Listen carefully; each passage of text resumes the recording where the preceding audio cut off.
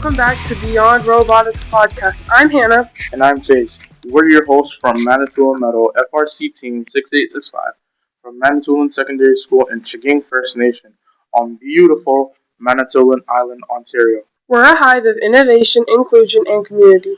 Buzz, belong, build, beyond. You can find BEEyond Robotics on Apple Podcasts, Spotify, iHeartRadio, and YouTube. Today's episode is called Love and Logic, the Chemistry of Connection. Because robotics isn't just about building machines. It's about building teams. Trust, communication, and support matters just as much as code and hardware. Especially doing long, high-energy products like build teams. Let's start with the science behind teamwork.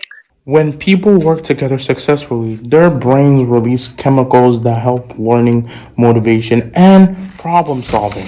One of the most important is dopamine. Dopamine is released when you make progress or achieve a goal. That's why fixing a bug, finishing a prototype, or finally getting a mechanism to move feels so satisfying. Another key chemical is oxytocin. This one builds trust and connection between people. Oxytocin increases when teammates help each other, listen actively, or celebrate wins. There's also cortisol. Cortisol is linked to stress and alertness. A little cortisol helps you focus. Too much makes it harder to think clearly, communicate, or stay patient. That's why team culture matters. Supportive teams help keep stress at a productive level. Studies show teams that feel safe asking questions make fewer mistakes and learn faster. Strong connection equals better engineering. So teamwork isn't just emotional, it's biological and cognitive. This segment is made possible thanks to the ongoing support of Princess Auto in Sudbury, Ontario. Communication is one of the most important skills in engineering. Most robotics problems aren't caused by lack of skill. They're caused by unclear communication. For example, a part is built perfectly, but for the wrong version of the robot. Bad communication from the CAD team to the build team.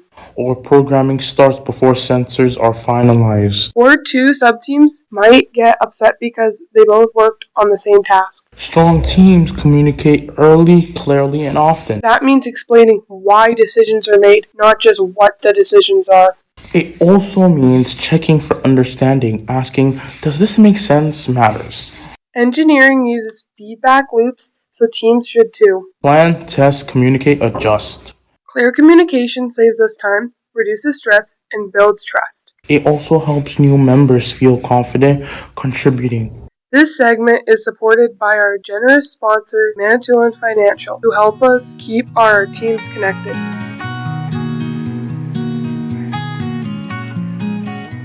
Time for a lighter segment with a serious purpose. Love letters to my robot. A haiku for the intake roller. Intake spins and hums, catches balls with generous grace, and learning as we go. Limerick for the hopper. There once was a hopper named Lou who bounced balls more than it knew. It jammed now and then, but taught us again how patience and teamwork pull through. Short ballad for our drivetrain. Oh drivetrain, you rumble, you shake, and you glide. Through bolts and through screws, we fix and we ride. Sometimes you sputter, sometimes you roar, but every misstep teaches us more. With every rotation, every hum of your gear, we learn to keep building and persevere. A rhyming couplet for sensors and LEDs. Sensors chatter, lights aglow, leading the way wherever we go. Dear Vision System, you worked perfectly once, but you taught us patience, collaboration, and backup. Engineering is about learning what does and doesn't work. And learning with friends makes failure less frustrating. And more useful. Celebrating efforts keeps our team motivated. This segment is brought to you by Viking Autoglass, who believe learning matters more than perfection.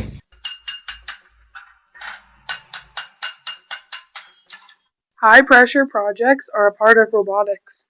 Deadline competitions and limited time can create stress. Support looks like helping teammates Stay focused and confident. That might mean offering help before someone asks, or stepping in when emotions run high. Or noticing when someone needs a break. They understand that people come before parts Strong teams don't ignore stress, they manage it. and stay engaged longer. A supported teammate contributes better ideas. This segment is made possible by the Northern Learning Center, who supports teamwork and youth leadership.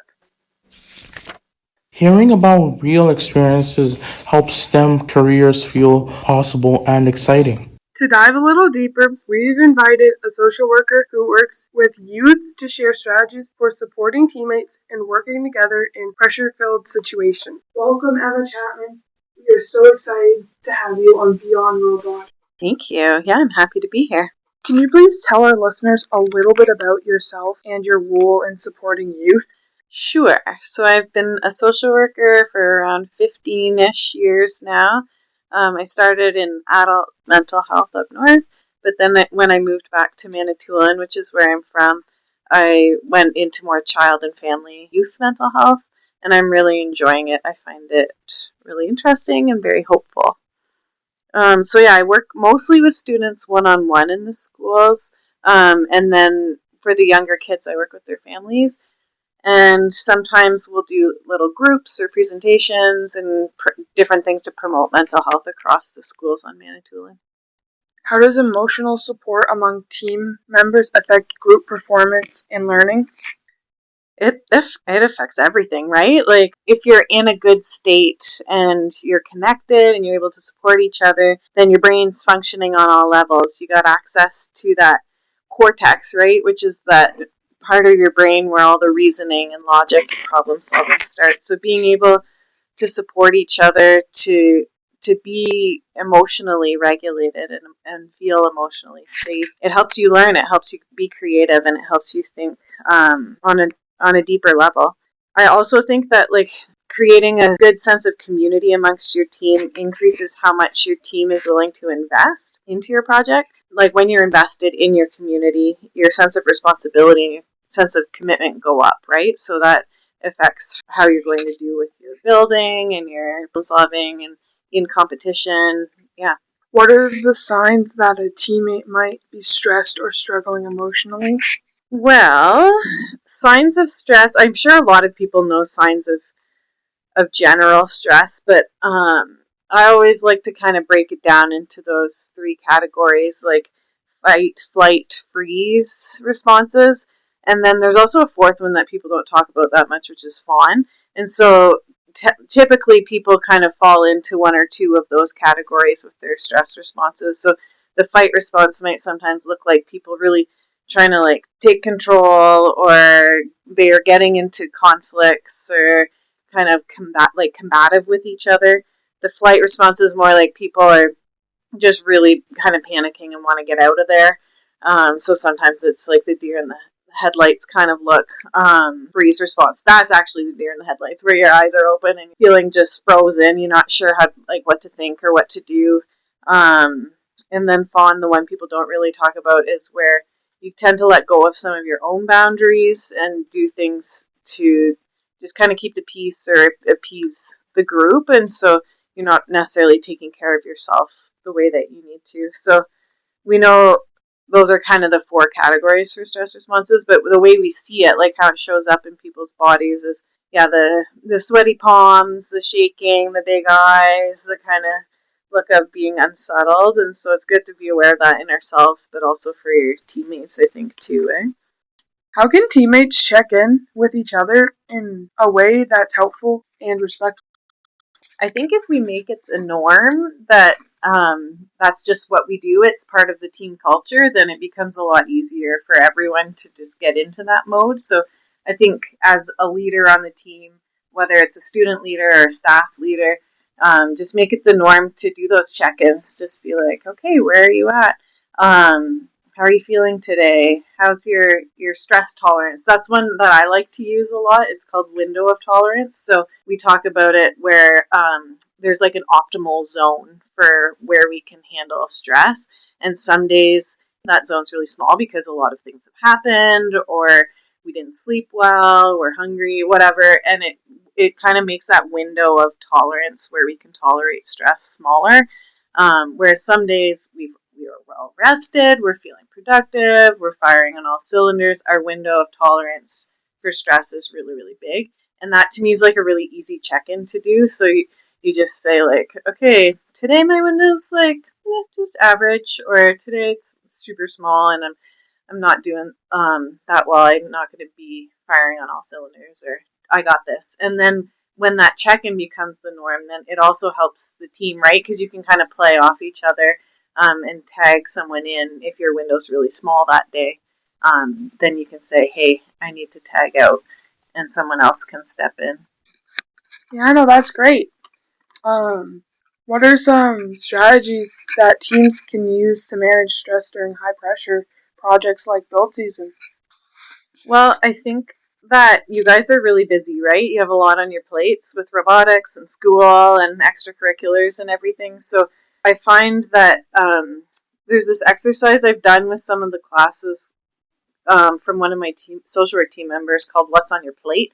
And it's pretty much just like drawing out what's on your plate right now and making sure that it's balanced with things that bring you joy, things that bring you a sense of rest, for things that do bring up some stress and challenge you, because we need those too, but just making sure that you have a little bit of everything on your plate. And that's a good, easy little reflection activity to do once in a while.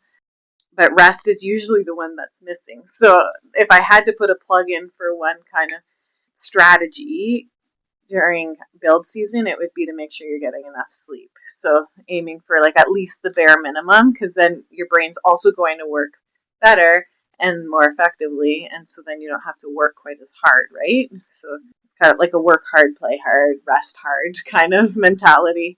And then the last strategy that I wanted to bring up is that kind of divide and conquer. So it's like if their windows of tolerance is really big, they're firing on all cylinders, they kind of can take the lead and take on a bit more at that point.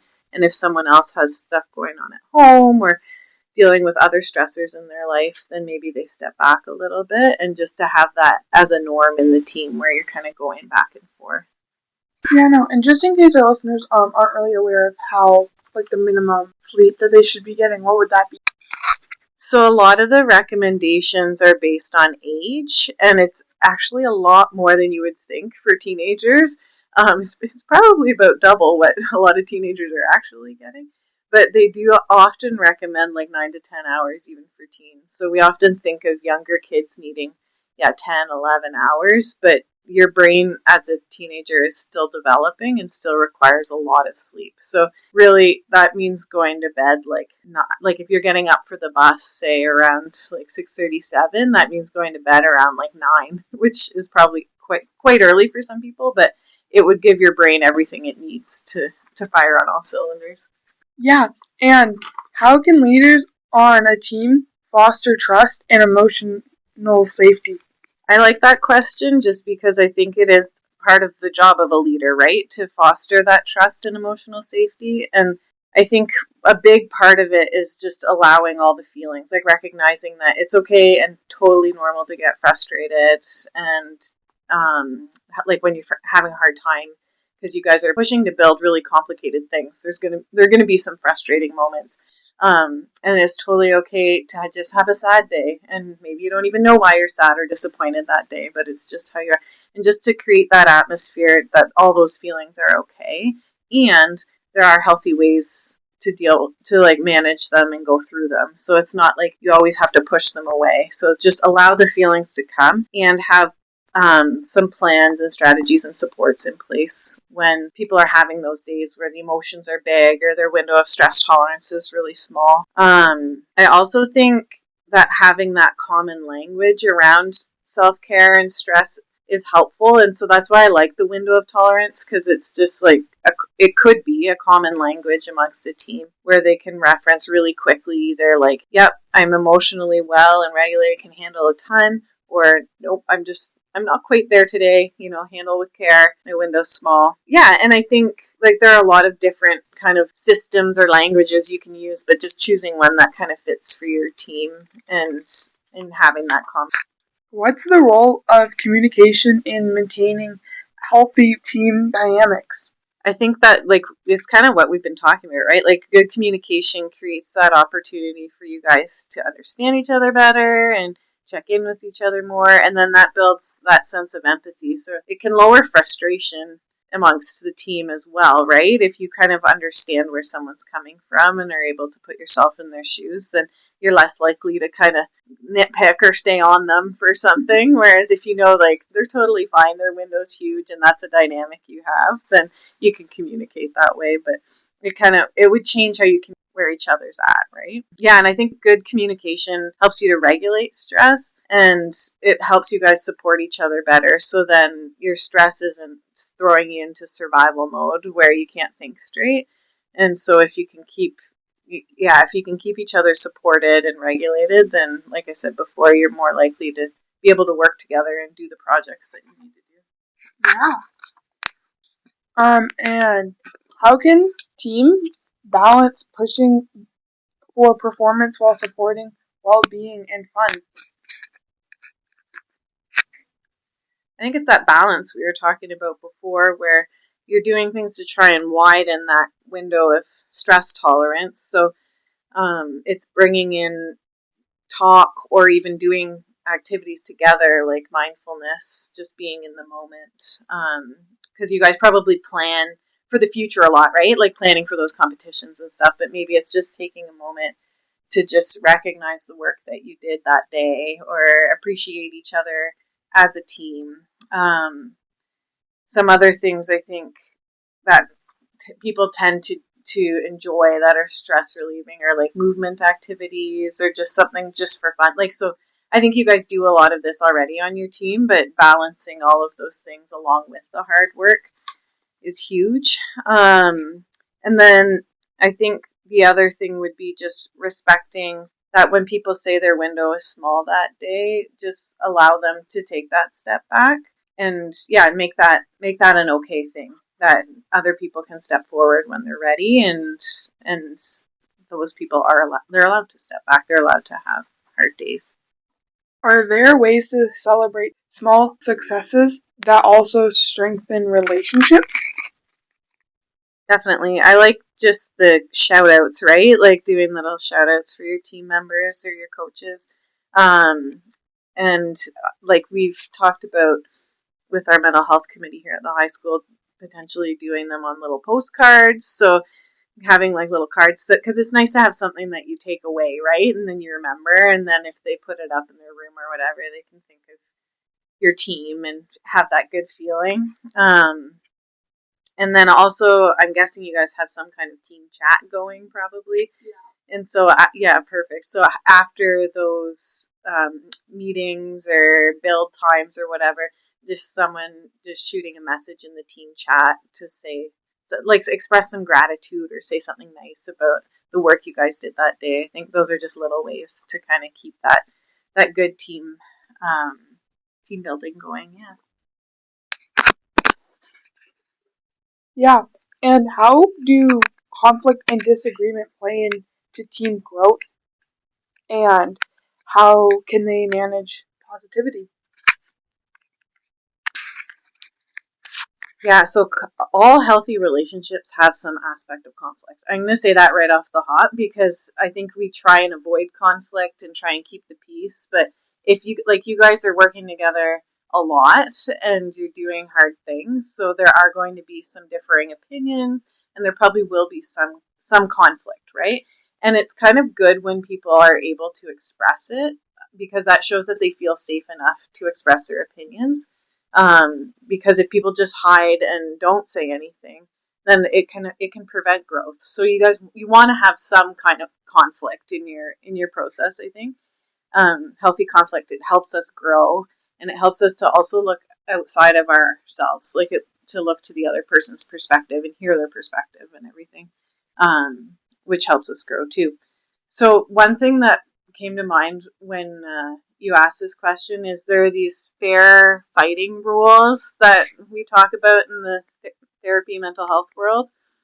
And so I'm just going to bring up just a couple of them because there are a bunch of them. But one is that you only discuss one topic at a time, because often as we start getting stressed and getting into conflict, a lot of different things can come up, and that like laundry list of things that you've gotten annoyed with over time starts coming out, and that's not helpful. We know that, right? So it's just to stick to the one topic, and then the second point is to focus on the topic or on the problem and not on the person. So when you're discussing the conflict, you're focusing on the problem at hand.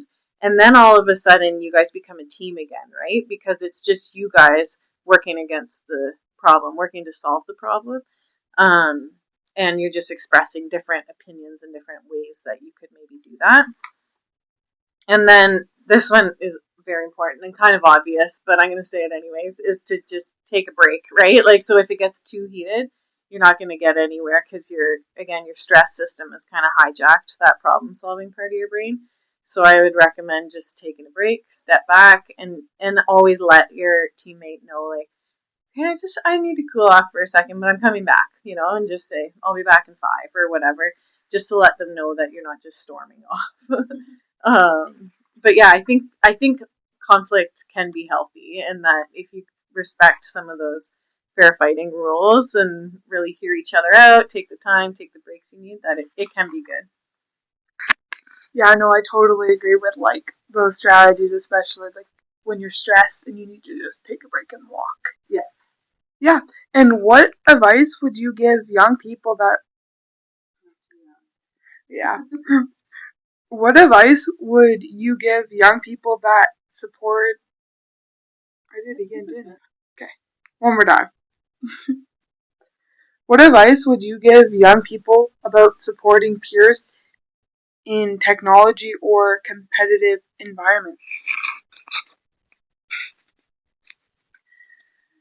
I feel like if I had to say one thing, it's just to stay true to you and your values, because the work you're doing, it's important and it's great, and you're learning a ton and you're bringing new ideas into the world, and staying true to yourself and your values is just as important as the work. You know what I mean? So like being aware of yourself and your own window of tolerance, and communicate this with your team. You can work together to widen each other's windows, and then you're able to work together in optimal states. And so this will allow you to push yourselves and your ideas in healthy ways and grow together as a team. And if you stay true to yourself and those values of, respecting each other, dealing with conflict well, all of those things, then you're able to look at the project when you're done and just feel really satisfied and really good with a job well done. And so if you're using these strategies, I think then you avoid kind of saying things you'll regret or going against some of your values, and you can just feel really good also, not just about the job well done, but also that you stayed true to yourself and you feel good about the person that you were while you did that job. Thank you so much for sharing your time and your story with us. Hearing about real experiences helps STEM careers feel possible and exciting. Those are strategies our listeners can try out on their next build night. And thank you to White Shell, whose support helps us improve our teamwork skills. Engineers show care in different ways. Acts of service, fixing something quietly to help the team. Words of encouragement saying good work after a long night. Quality time, collaborating side by side. Preparation, labeling wires, writing clear notes. Recognizing these actions build trust. Trust builds strong teams. This segment is sponsored by Sunrise Crafts and Creations, who values a strong and supportive team culture.